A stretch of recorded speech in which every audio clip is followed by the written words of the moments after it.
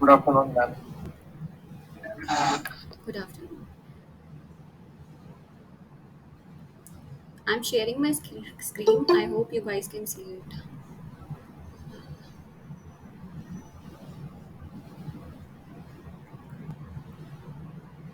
Is it visible? Yes, ma'am. Okay. Yes, ma'am.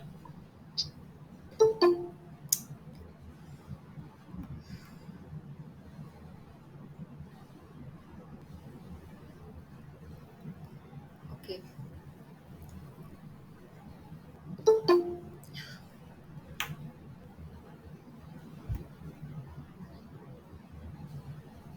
I hope you all guys have joined the session.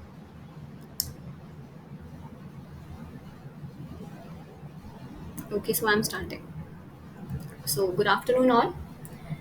Today we are going to discuss about some week 5 lecture. So it's about introductory organic chemistry second, which is a NPTEL platform course. So the course instructors are Professor Harinath Chakrapani and Professor Neeraja Dashaputre. So I am your PMRF teaching assistant Simran. So we will be continuing with the week 5 session, which is about enols and enolates. So I hope you guys have gone through my previous lecture videos. So if you guys have any doubt regarding that, please let me know so that we can take up the questions.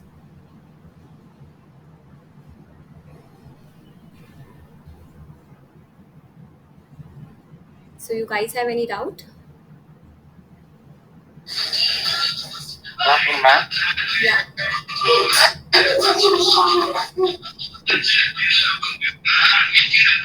You have any doubt?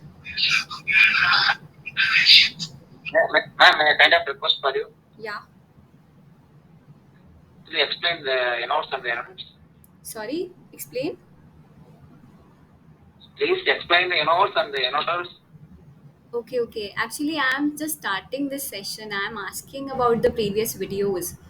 I hope you have seen my videos on my YouTube channel. So, if you have any doubt regarding that, just tell me. And I will be taking this week 5 from today only. So, I will be explaining this enols and enolates today only. Okay.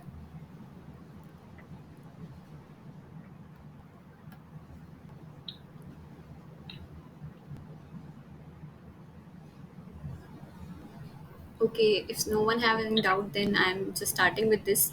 So, the week 5 content is enols and enolates. So, I hope actually in this we discuss the problem session only, right? So you have to build up the concept from the videos which previously the course instructors have given on the YouTube channel. So I will be taking up the problem session only. So we are going for the problem 1. So the problem 1 consists which of the following reagents can deprotonate a hydrogen on a carbon in the alpha position of a carbonyl. So they are asking that amongst these triethylamine, LDA, NaOH, and acetate, which of these can deprotonate a hydrogen on an alpha carbon or on an alpha position of the carbonyl carbon? So as we have discussed that the carbonyl carbon, the carbon is the electrophilic center and the oxygen is the nucleophilic center here. So the alpha position is like this position. This is what alpha position of the carbonyl carbon. So they are asking if there is any hydrogen which is present at this position, which is the base which can deprotonate this hydrogen effectively. Okay. So is it the triethylamine? Is it the LDA, NaOH, or the acetate?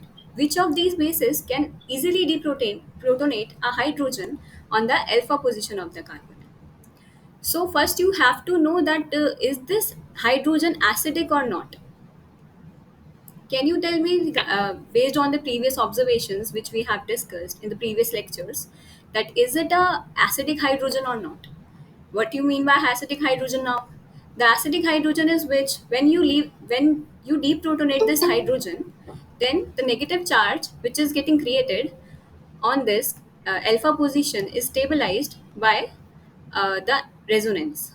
So first you have to know that. So after formation, I request you all to please mute your mics. If anyone has any question or if anyone is answering something, then please turn on your mic. Nobody doubts, man. No, nobody has doubt, but please mute your mic. I just request all of you.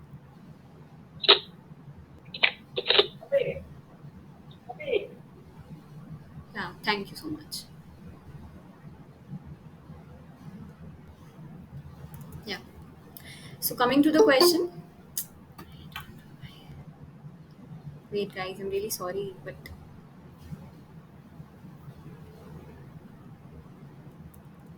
okay. So coming back to the question, so they are asking that which of the base can deprotonate this alpha hydrogen of a carbonyl carbon. So this alpha hydrogen of this carbonyl carbon is very acidic in nature. How? Because after the formation of this negative charge, when you abstract this hydrogen from this position, a negative charge is built up on this alpha position. So this negative charge is then stabilized by the resonance. As you can see, this is stabilized by the resonance. So, due to the resonance stabilization, this alpha hydrogen is very acidic of the carbonyl carbon. So, now we have to figure it out. Is it a very uh, more basic component we need to deprotonate it, or we need a less basic component to just deprotonate it? Just make a guess or tell me that do you need a very good base to abstract this hydrogen, or a weak base can do that?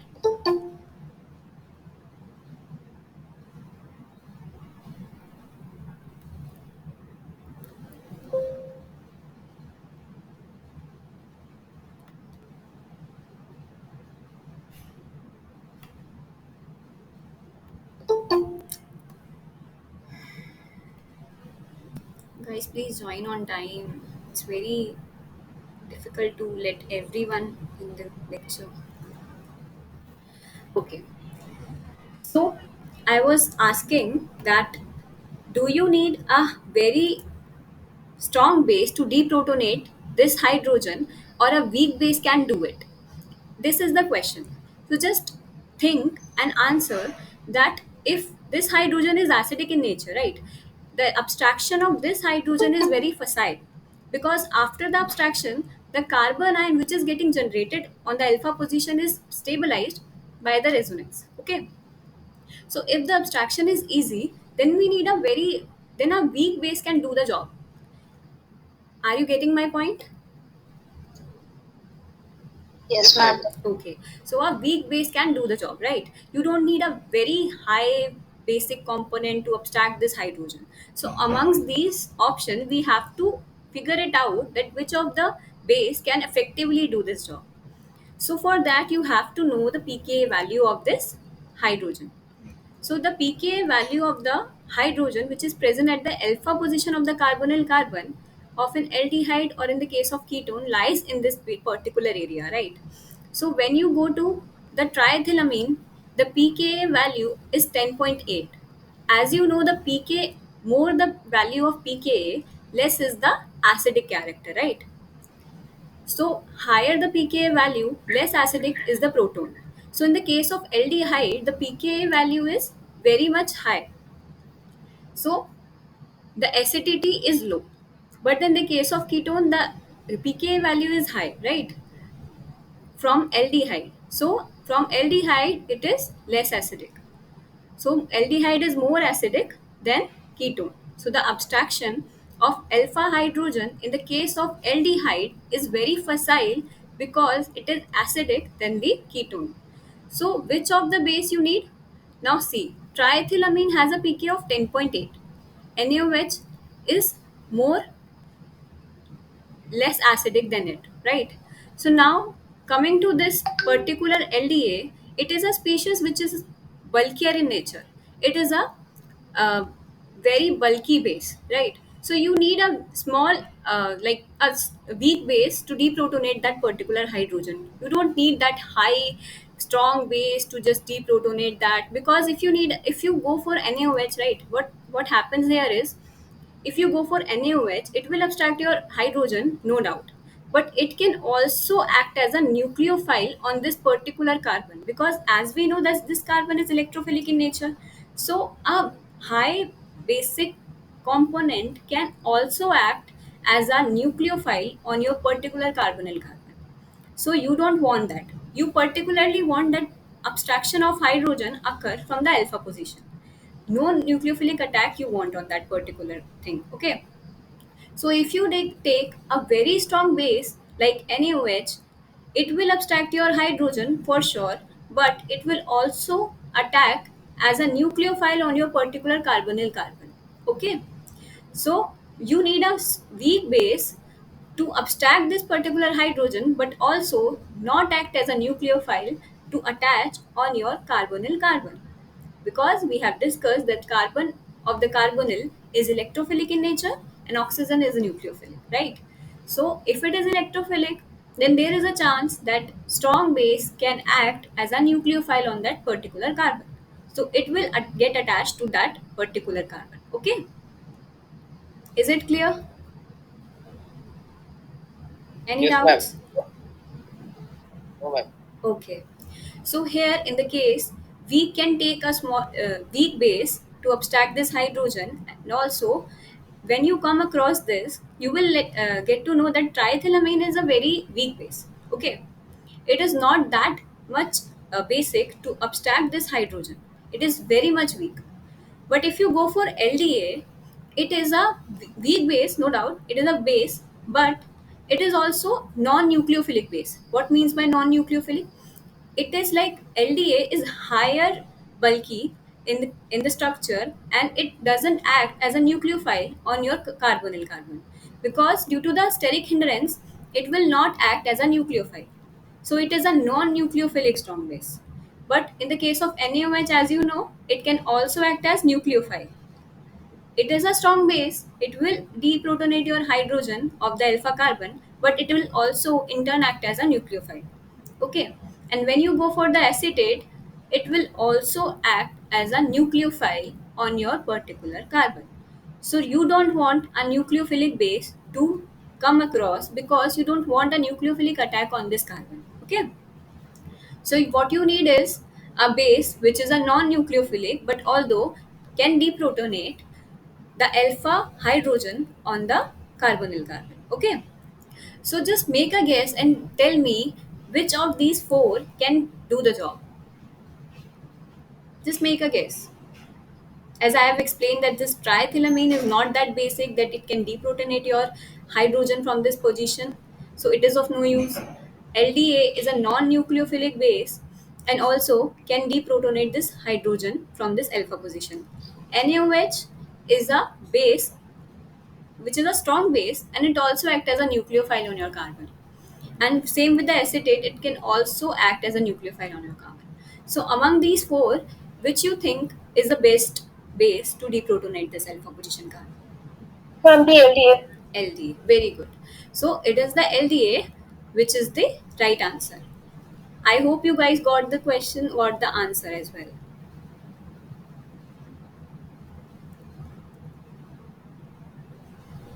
Okay. So can I move to the problem 2?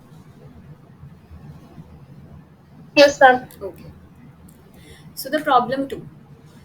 They are asking which of the following statement about the keto-enol equilibrium is correct. So first you have to know what is a keto-enol equilibrium. So see, what happens that when you have this kind of system, like when you have hydrogen on the present, which is present on the alpha position of your carbon, that is this is the alpha position, right? And this is the beta position. When you have a alpha hydrogen at your alpha position, then what happens? Keto form has a tendency to turn into the enol form. How? That first of all, a base or an acid can deprotonate this particular hydrogen, and due to the conjugation, what happens here is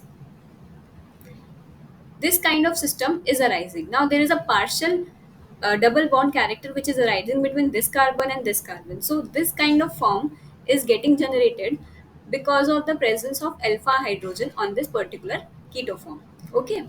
So whenever you have this kind of system in particular, then you will end up seeing the tautomerism between the enol and keto form. Okay, is this much clear?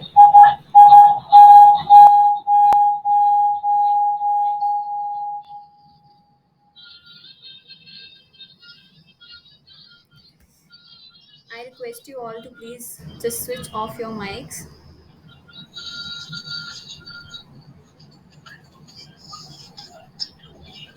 Okay. So coming back to the question, they are asking which of the statement about the keto-enol equilibrium is correct. So these two form, keto form and enol form, is in equilibrium with each other, and due to the tautomerism, you guys see the keto form and enol form conversion. But the most stable form between these two is the keto form, because in, as you can see, it is in the equilibrium between this enol form, but here the negative charge is stabilized by the conjugation, and it is low in energy when you go to the energy barrier, right? So keto form has low energy than the enol form. Guys, it is becoming very difficult for me to teach you like this.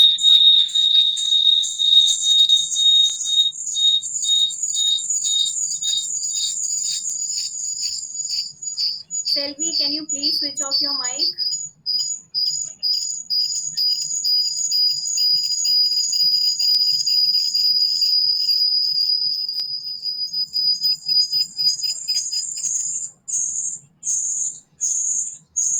Selvi,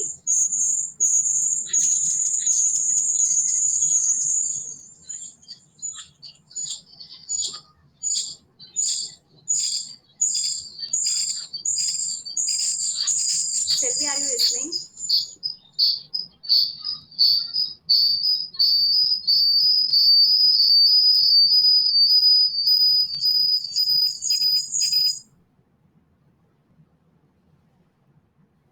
I request you all to please switch off your mics. If you have any doubt or any questions, please just let me know. But don't do like this, okay? So, coming back to the question. So, these two form, which is keto form and enol form, due to the presence of the alpha hydrogen, which is acidic, okay? Which is acidic in nature, the abstraction of this hydrogen is easy. So after the formation of this anion, this anion is getting conjugated between this carbonyl group. Okay. So due to the resonance, it is highly stabilized. So this enol form is arising from this conjugation, and the stability of these two forms, the keto form is more stable than enol form, because the it is less energetically barriered than this enol form. Okay. So, coming back to the question, here they are asking which of the statement is correct about these. So, here they are asking the enol form is less stable than the corresponding keto form. So, I have explained all of you that the enol form is less stable than the keto form, because keto form has low energy than the enol form. Because of the resonance stabilization, the keto form is more energetically favorable than the enol form. Okay. So here the carbonyl group is present, and due to which this energy of keto form is lower than the enol form. So the first statement which they are giving is the enol form is less stable than the corresponding keto form. Is it right? Yes, sir. Yeah. So it is right. So now the second statement is enol and keto equilibrium can be catalyzed by a base. And third statement is enol and keto equilibrium can be catalyzed by an acid. See, for these forms to exist in equilibrium, what you need is a base or an acid. Why? Because a base can deprotonate this alpha hydrogen, and then only you can see this tautomerism. And what an acid do is, see, if you have the acid catalyzed system, then what happens is this enol form just take up this hydrogen ion, and a carbon positive charge is created on the carbon, which is neutralized by this hydrogen, and after that this keto form is arising in the system. So this is how the acid is catalyzing this particular enol and keto tautomerism. Okay, but when you have a base in system, now what a base do? It will deprotonate this hydrogen, and after the formation of this oxygen ion, this carbon ion is getting generated due to resonance. After that, this carbon ion abstract the hydrogen from the base. Okay, and this keto form is getting formed. So this is how a acid or a base can catalyze the particular process of enol ketototomerism. It is not necessary in a system to have a base or acid to turn out this keto form or to ketoenol tautomerism, because in absence of these also the ketoenol tautomerism exists. Okay, so this form is existing in the absence of acid or base also. But what an acid or base do? It will catalyze. It what the catalyze means, that it will just increase the rate of reaction to conversion of enol form to keto form or keto form to enol form. It just increases the rate or it facilitates the conversion. Okay. So it can also happen in the acid condition or it can also happen in the basic condition. What you have to remember is it is the reversible process and they are present in the equilibrium only. Okay. So in the second and third statement, they are saying that it can be catalyzed by a base or it can be catalyzed by an acid. So both statements are right. Okay. Both statements Yes, are ma'am. right. Yes, sir. So Right. what will be end up in this particular thing? That the answer of this question is all of the above, right? Okay, So okay. all the statements are correct about the ketoenol equilibrium. Is this much right for all of you, or you guys have any doubt regarding it? No, ma'am. Okay. So I'm going to problem 3. I hope you guys got the answer. So now, problem 3 has which enol form of ethyl 3-oxobutanoate is predominant at equilibrium. So what you have to tell is which of the form is predominant at equilibrium. We have studied, right, that the form which is predominant is like the keto form, which is more equilibrium, which is more resonance stabilized, right? So now for this particular species, 3-oxobutanoate, what happens that now the enol form you have to tell which is predominant. They are giving the enol form only, because if they are giving the keto form, what happens here is this particular enol form is converted into keto. That means that here the carbonyl group is there rather than the OH. Okay, so they are asking which enol form is predominant at equilibrium. So now just tell me, the resonance stabilization is happening in which of these?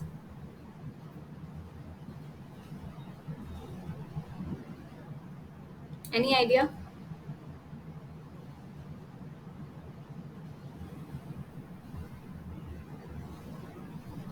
See what I'm Ma'am, asking? in B and D, resonance stabilization is happening, I think. Yeah, in the B and D, resonance stabilization is happening, right? Yeah, you are correct. Because this particular double bond is in isolation of this carbonyl group. Can go for this particular thing and then resonate with this carbonyl? No, it can't resonate because it is in isolation.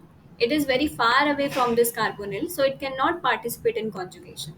So for this particular A option, the this enol form is not which is predominant at equilibrium. Why? Because it is not that much stabilized.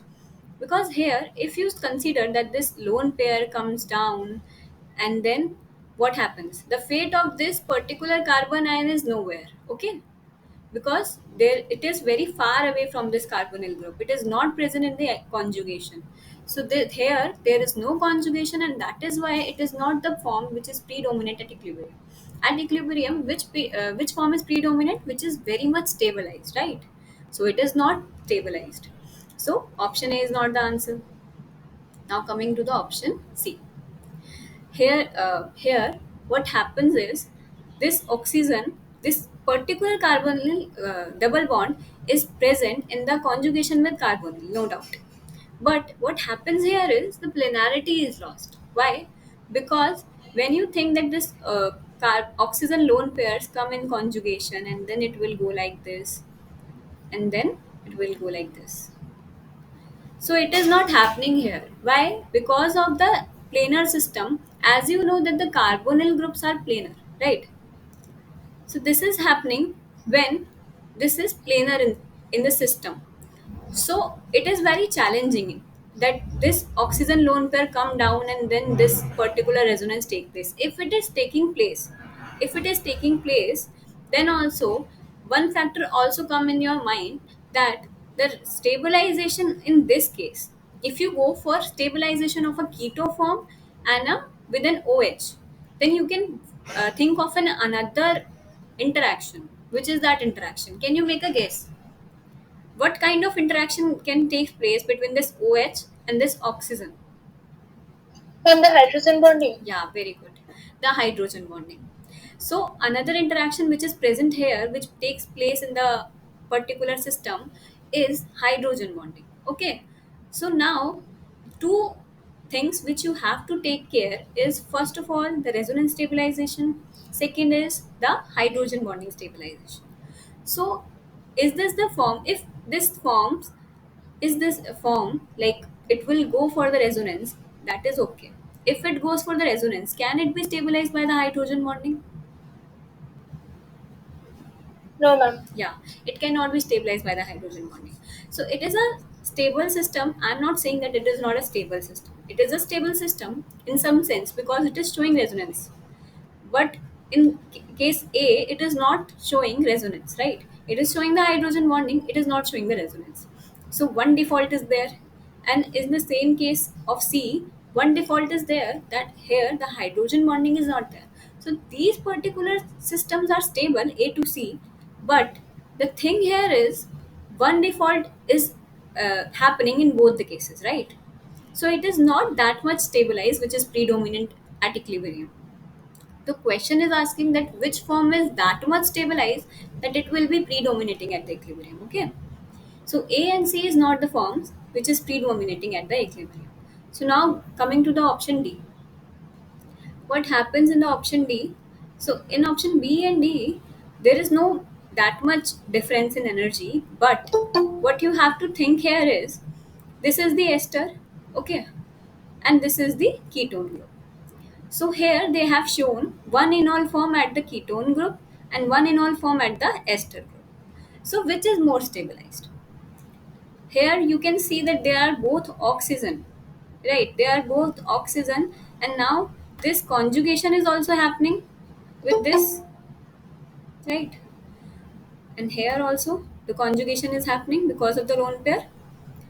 So is this conjugation is more effective in the case of ketone or in the form of enol?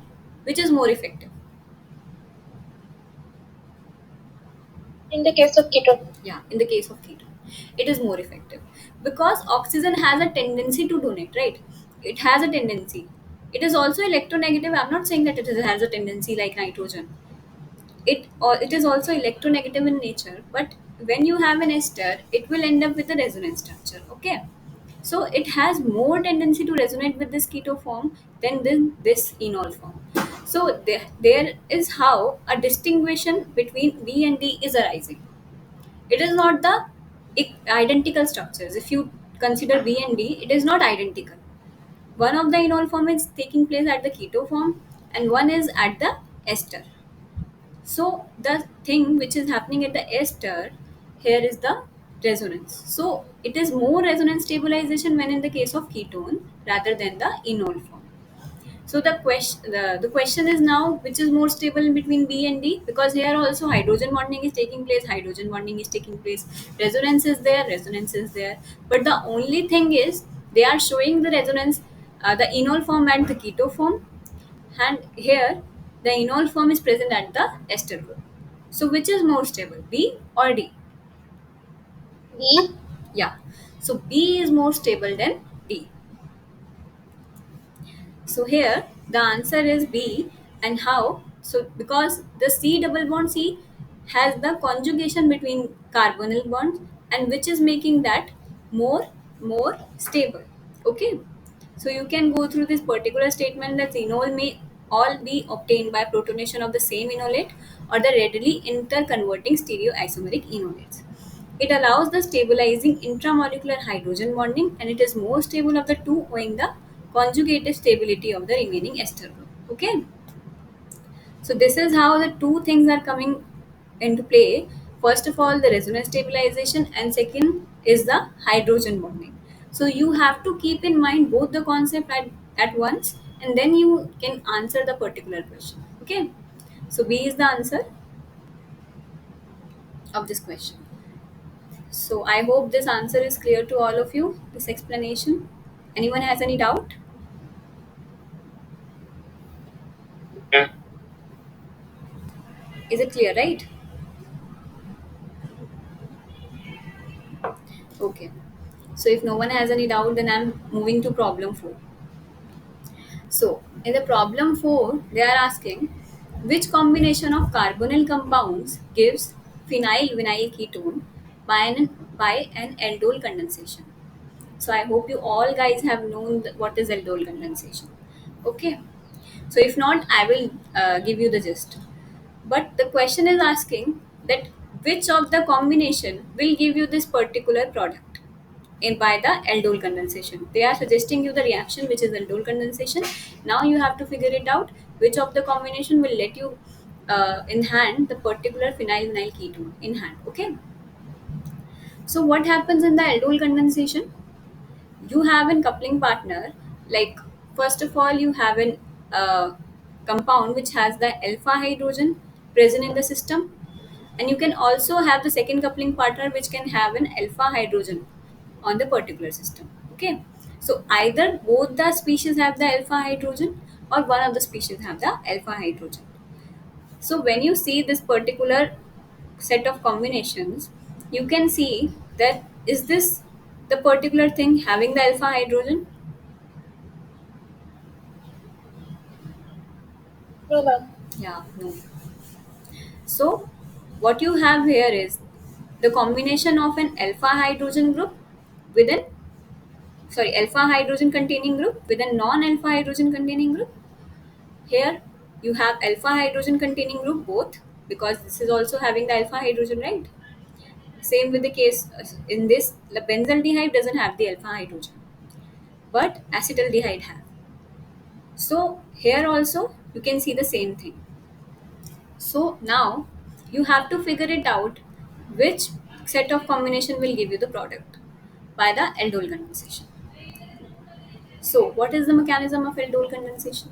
What happens here is when you treat a thing with NaOH, when you treat your substrate with NaOH, that is a strong base, which is necessary for the aldol condensation, right? So when you are treating with this a base, what happens? The species which have the alpha hydrogen here. Does the benzaldehyde have an alpha hydrogen? No. So the species which having the alpha hydrogen is the acetaldehyde only, right? So what happens here? The alpha hydrogen at this position is abstracted by the base, and then a particular form is getting generated here. This can go into conjugation and an enol form can get generated, right? But again, what happens if you generate an enol form here? What happens again? This hydrogen bond is getting cleaved OH bond, and again there is a partial double bond here, so you will end up with a negative charge at this carbon only. Okay, so if you have a negative charge on this carbon, then what happens? It will trap your carbonyl carbon and making this group OH, because here the O minus will abstract the proton from the water in system or the base. Okay, so now what happens here, that you are ending up with this kind of species, with this kind of species. Now what happens? They are asking that methyl vinyl ketone. That means an alpha beta unsaturated ketone they are asking. Okay, this is alpha, this is the beta position. So here in the aldol condensation, what happens? A dehydration step is also taking place. What happens here is that this hydrogen have this hydrogen, this beta position. So it is good to write like this. It is going like this. So a dehydration step is taking place, and what you end up is the methyl vinyl ketone. Here, see, is this the particular substrate which you need in the particular reaction? Here, what you have is pH, C double bond, carbon, and this is what a CHO. This is oxygen. Okay. Here also we have an hydrogen. I'm not writing it. Just take into care that here hydrogen is also present. Is this the? It is the answer which we required. Is it the answer? No, ma'am. No. The coupling partner must be reversed. Don't you think the coupling partner must be reversed? How? That this particular benzaldehyde now should have an alpha hydrogen, and this particular thing doesn't have an alpha hydrogen. Only that this particular product can be yielded. What happens here is you can take up a PHCOCH3. Now this carbon ion, just take it as a CH3. What happens here that this particular carbon ion is now getting generated. So this carbon ion will react with this particular. Now take it as an formaldehyde, not take it as acetaldehyde. Okay. Now here hydrogen is present in the case place of methyl.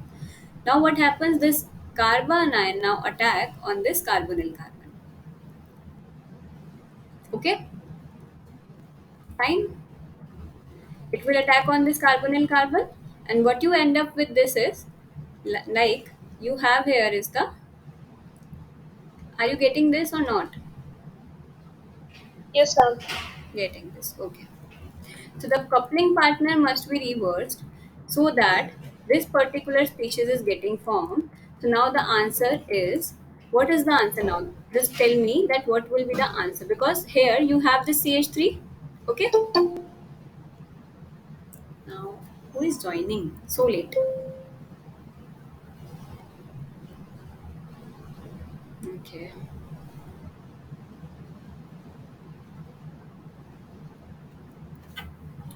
See, what happens here is, sorry for the disturbance, guys.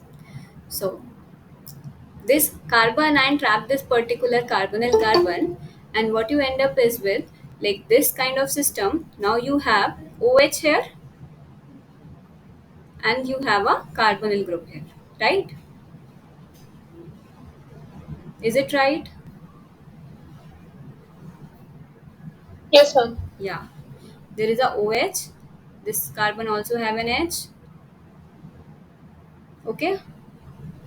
And now if you get a dehydrating step, now this hydrogen will dehydrate. Okay. Now you have the H2O removal, which is known as dehydration. So removal of H2O will take place. Now what you end up is with, like you have an pH with then CO and C double bond C. Or I'm missing a carbon.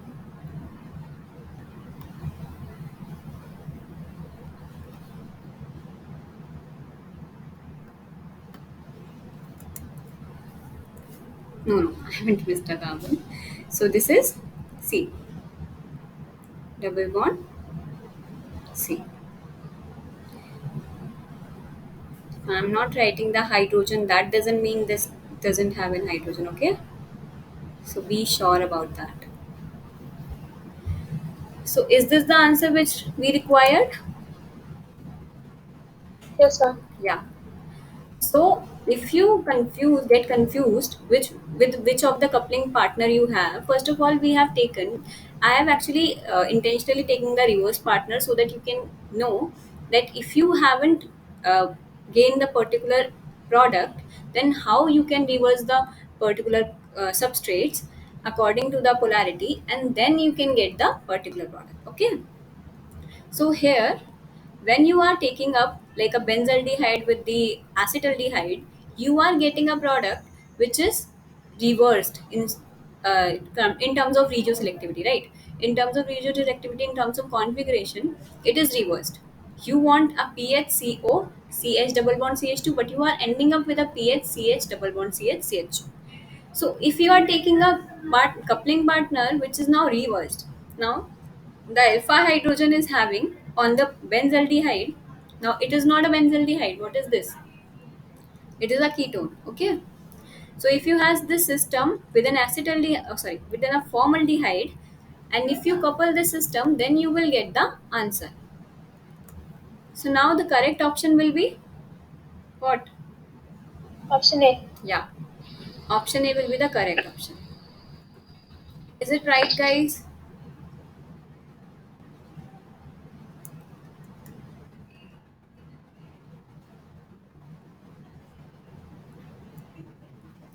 Are you guys understood this particular mechanism, or I have to repeat? If you have any doubt, I will shortly Understood. repeat. Okay, okay, understood. Okay, okay. Then I'm moving to problem 5. Now they are asking which is the main product of the following reaction. Guys, see and understand. I have intentionally put this particular problem after the this mechanism so that you can apply your mind and you can apply your things to the question and answer that particular thing. So see, these are the substrates and the similar condition is there. What is this condition? Aldol condensation, right? So if Yes, ma'am. yeah, so if you do the aldol condensation on these substrates, what will end up? You have to figure it out. So now, which of them have a alpha hydrogen? First of all, you just have to look which of them have alpha hydrogen. Okay, if both of the cases have alpha hydrogen, now what happens? You will abstract that proton, like base will abstract that proton which is more acidic. So just tell me if both our ketone and aldehyde have an alpha hydrogen. If instead of methyl is pH, we have a methyl here. We have a methyl here instead of pH. Now it also have the alpha hydrogen, right? This species and this aldehyde and ketone, both of them have alpha hydrogen now. So what do you guess that which hydrogen this base will be abstracting? Is it the alpha hydrogen of the aldehyde or the alpha hydrogen of ketone? Just make a guess or just apply your mind. Apply the previous concept which we have studied in the previous lectures. Ma'am, hydrogen will be abstracted from the aldehyde because aldehyde is more acidic than the ketone. Yeah, very good. Aldehyde is more acidic than ketone. So that is why this base will abstract this particular proton from CH3 rather than the CH3 of ketone. Okay. So, but here it is not the case. I'm just testing your things. So now, coming back to the question. Sorry.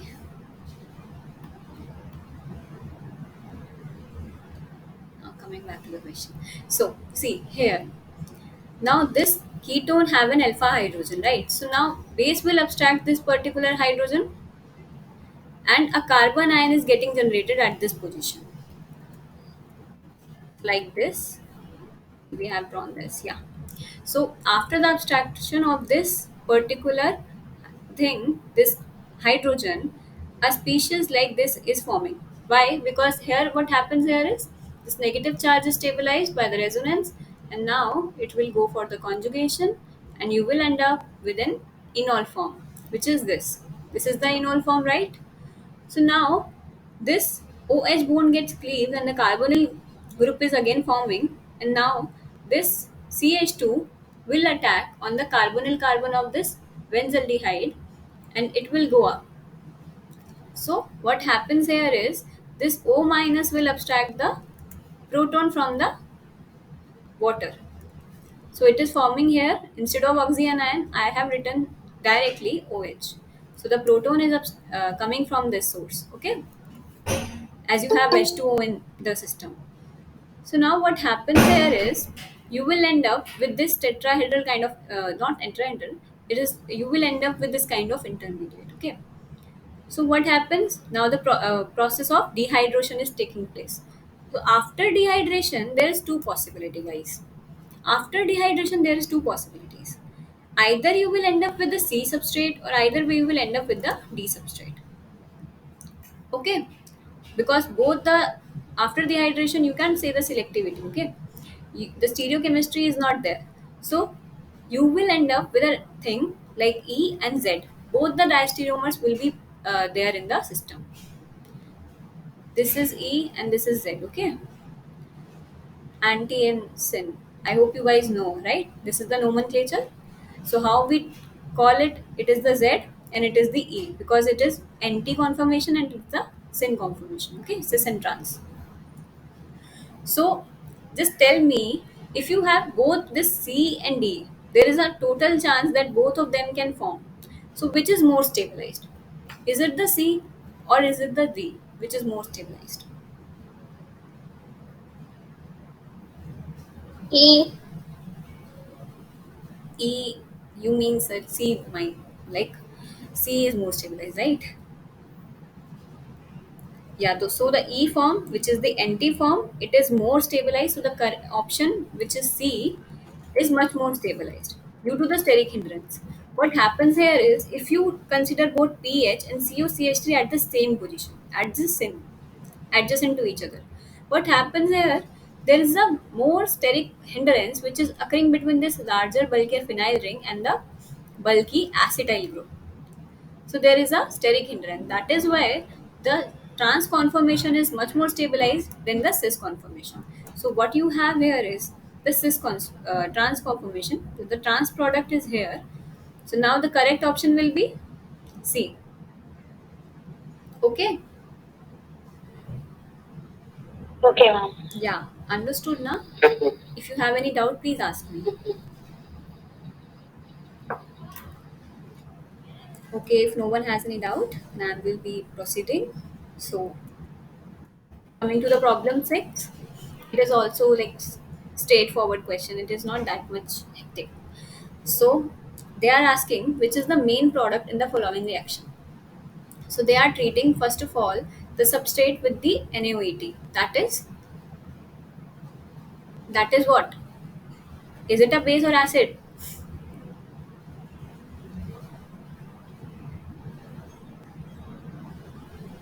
Base one. Yeah, it is a Base. base. So why you guys are taking so much time? I'm just asking it as like as a random question. So is it a, it is a base, right? So sodium methoxide is a base. So here we have the protic solvent also. So protic solvent here, what is it doing? It is providing the proton source. It's lesson. Yeah, it is providing the proton source. So now what happens here is, see, this is the symmetrical thing. You don't have any aldehyde or ketone which you have to figure out that which is more acidic, now which is more basic. You don't have to figure it out that which hydrogen is more acidic because both the sides have same substitutions. Both of them are ester, both of them are electron withdrawing in nature, and both of them will withdraw electron similarly. So now this position hydrogen and this position hydrogen, both of them are acidic. So this base can abstract a proton from this side as well and as this side also. So if the abstraction is from this side, does it make any difference?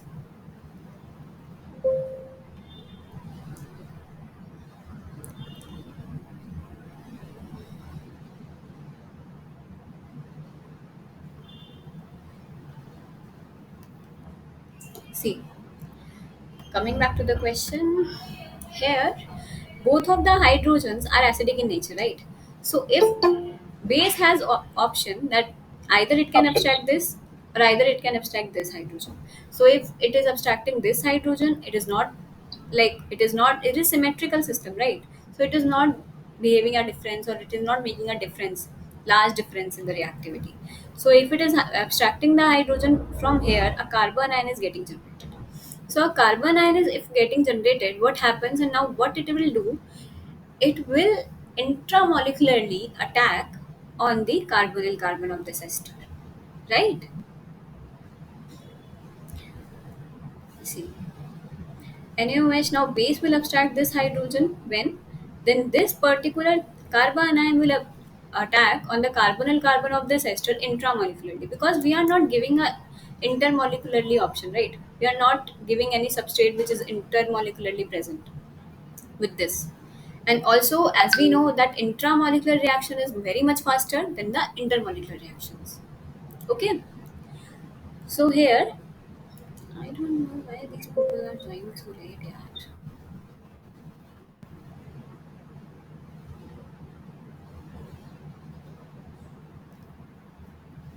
So when this carbon ion is getting generated, now this will attack on the carbonyl carbon of this ester, and this kind of tetrahedral intermediate is now forming.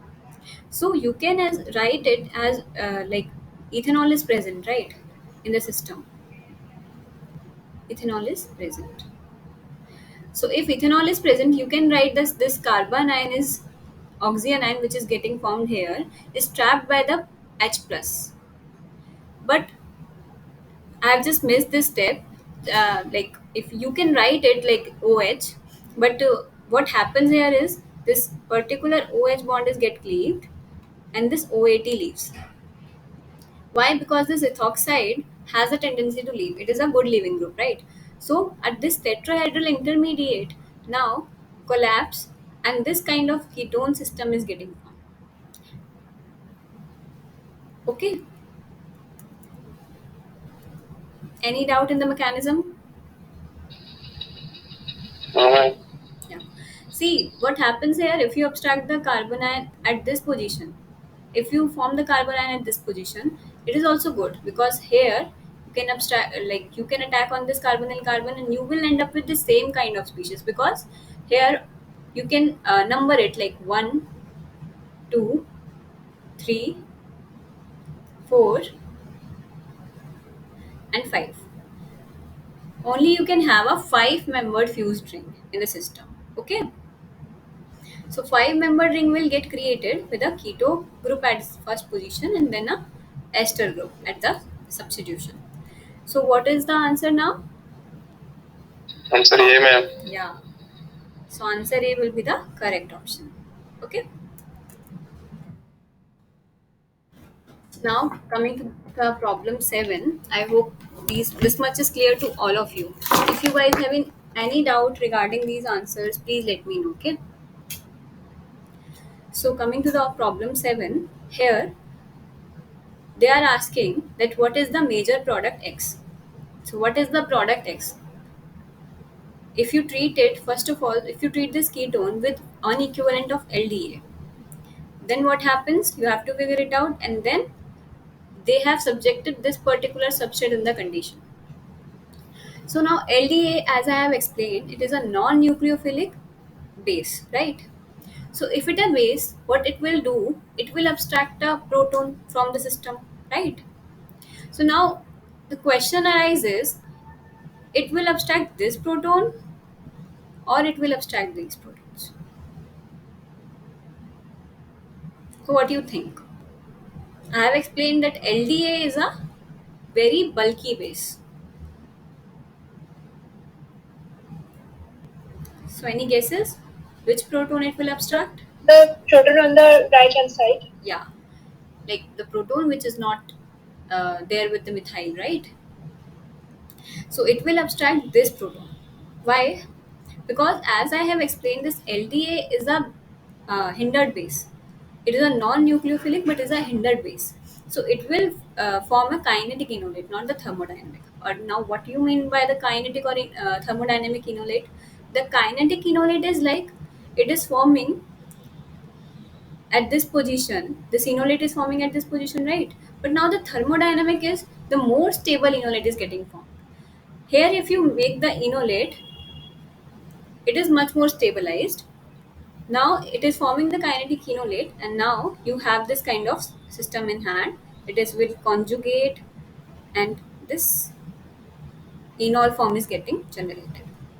So this is how it will abstract the proton, right? LDA will abstract the proton here, and they are limited the condition to one equivalent. So if so, it will not abstract another proton from here, right? There is a proton again here. So if you have one equivalent only, then it will react with it will react once only.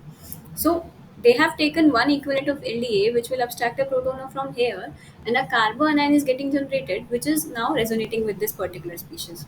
Now this kind of enol form is getting generated. Okay, so as you have LDA and there is no proton source, so this oxyanion will remain like this only, and now this oxyanion will collapse, and this CH2 is attacked by this carbon by this double bond. Okay, and Br will leave. So this kind of system you will end up. But if you have a another set of equivalent of LDA, what will happen?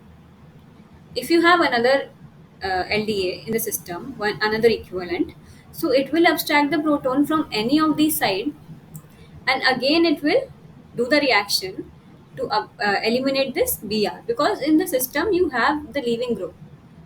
So if you have the leaving group, then the carbon ion which is getting generated will tend to leave that particular group. Will do participate in reaction to make the leaving group leaves. Okay. So they are restricting the condition to one equivalent of LDA only. So that is why it is reacting on once only. So it will attack on this particular carbon and then Br leaves, and you will end up with this kind of product. Is it clear or any doubt?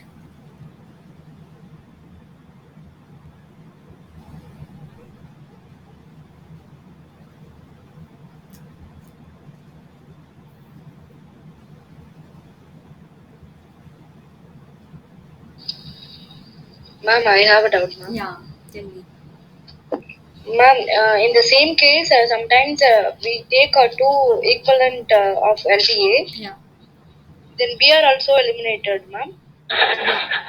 Actually, what happens, told you that if you take excess of this LDA, if you are not taking that one equivalent only, then what happens that any of the proton can get abstracted and a carbon ion can get generated, and that will particularly react on this carbon and makes this BRD. So this cyclization also can get takes place. Okay, but for that to occur, you have to have this in excess, because if you don't have this in excess now, then you can't get this cyclization. You only can get this cyclization if you have the LDN in excess. I hope it is clear.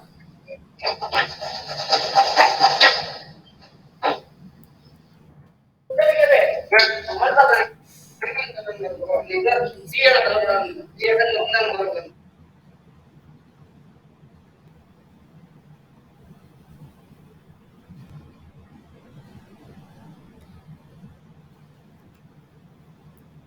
Do you have any doubt of my explanation?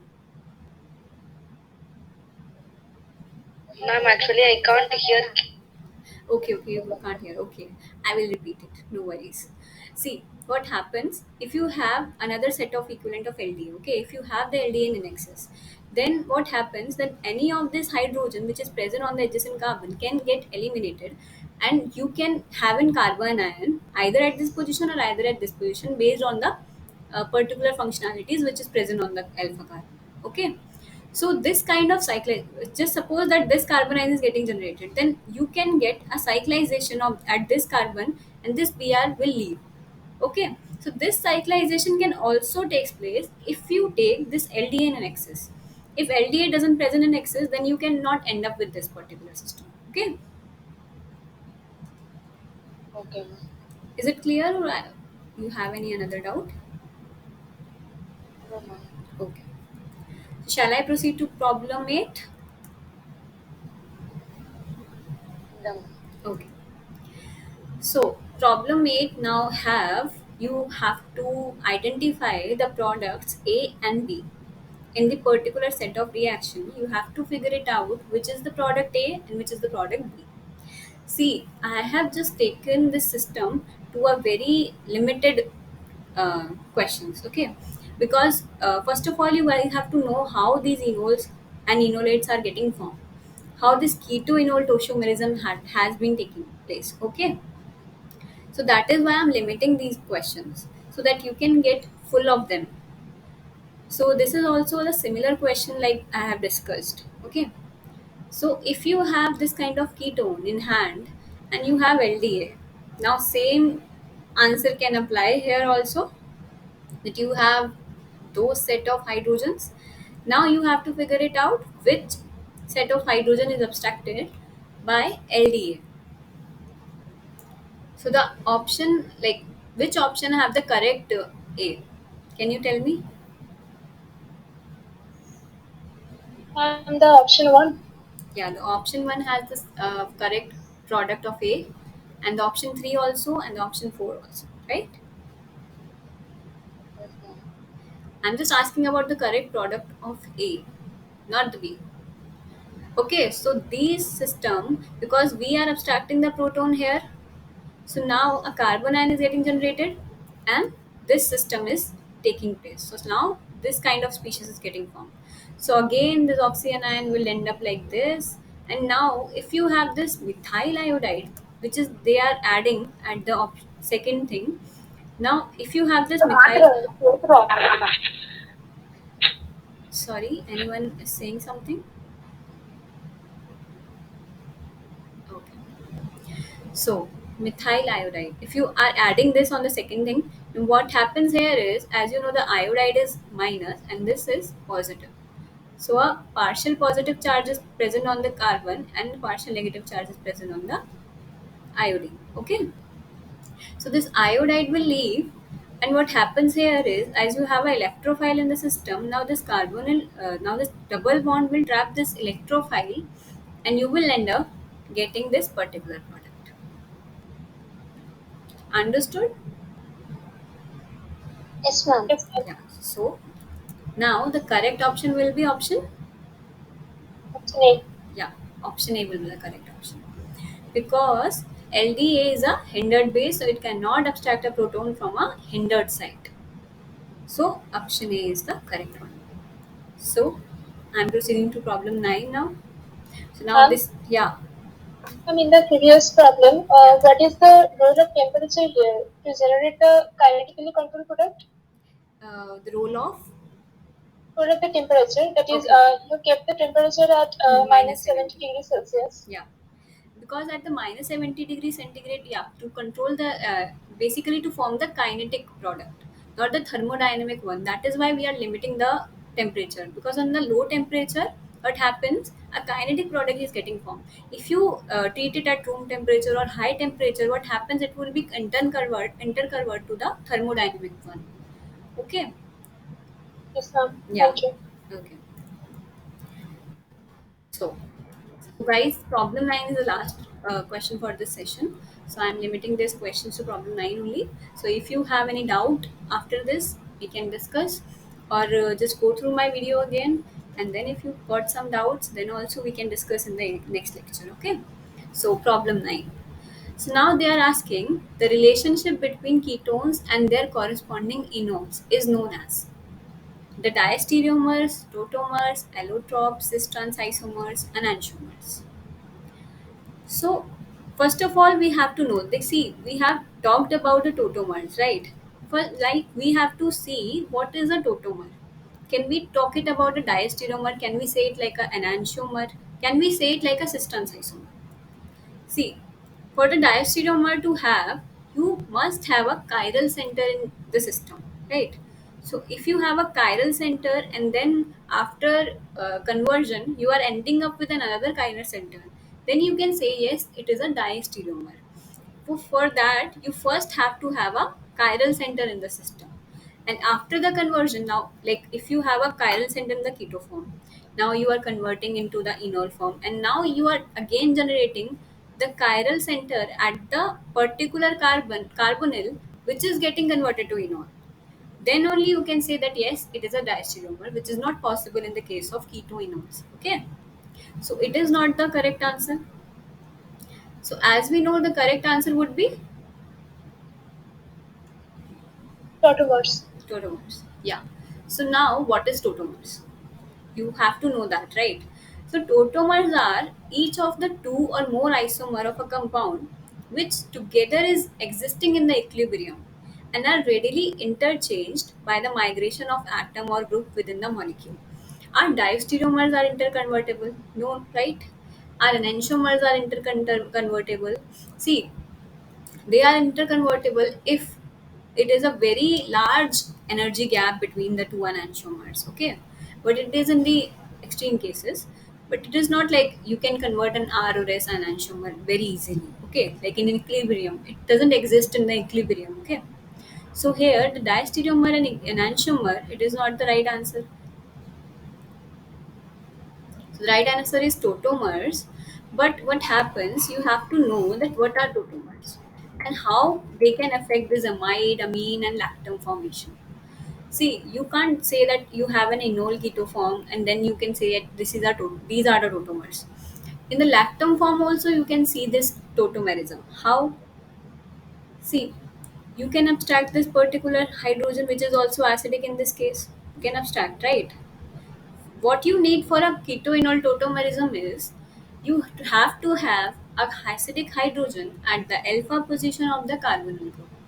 So at the carbonyl group, it is also an alpha position. Now you have an acidic hydrogen here.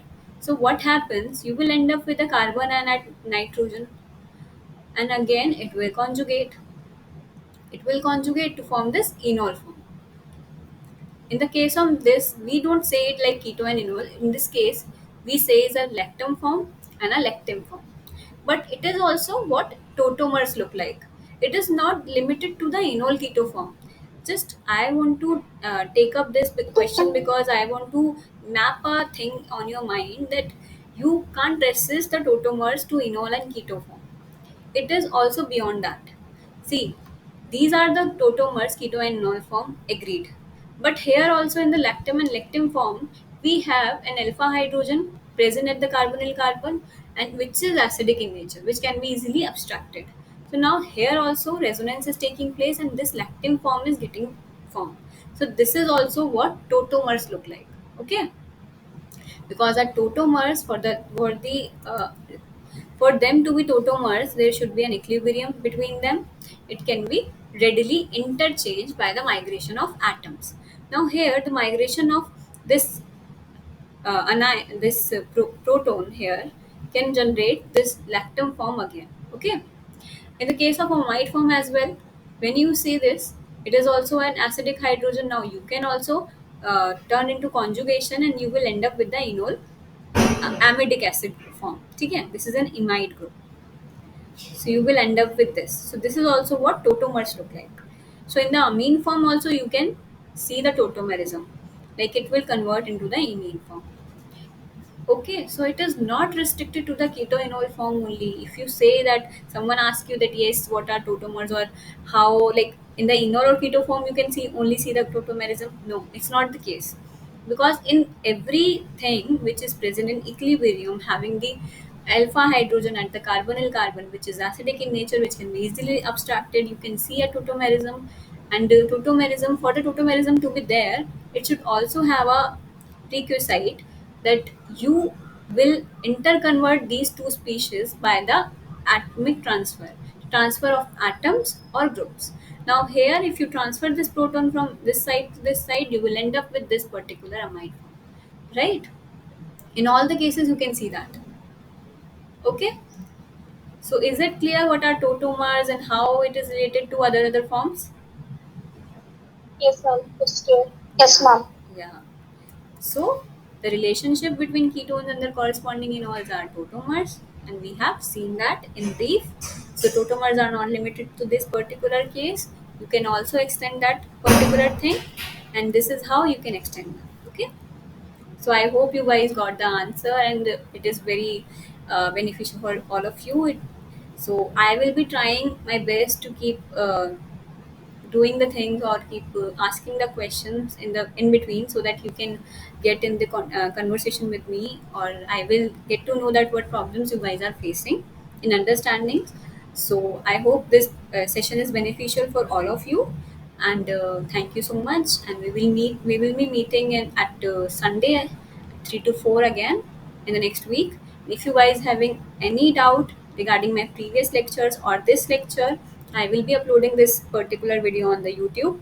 You can surely ask me in the comment section or elsewhere, wherever you want, in the class, in the comment section, wherever you want. If you feel shy in the class, you can text me, you can tell me on the comment section of the YouTube channel. Okay, so thank you so much for joining. Thank you so much for patiently listening me, and I'm just closing this session. Thank you, ma'am. Thank you. Thank you, ma'am. Thank you. Thank you. Thank you, ma'am. Thank you, ma'am. Thank you. Thank you.